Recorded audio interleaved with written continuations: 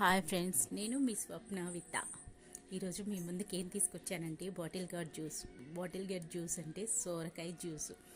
కొత్తగా సొరకాయ జ్యూస్ ఏంటనుకుంటున్నారా? సొరకాయ జ్యూస్ అంటే ఏం లేదండి, ఈ మధ్యన మనల్ని వేధిస్తున్న సమస్య, అందరినీ వేధిస్తున్న సమస్య ఊబకాయం.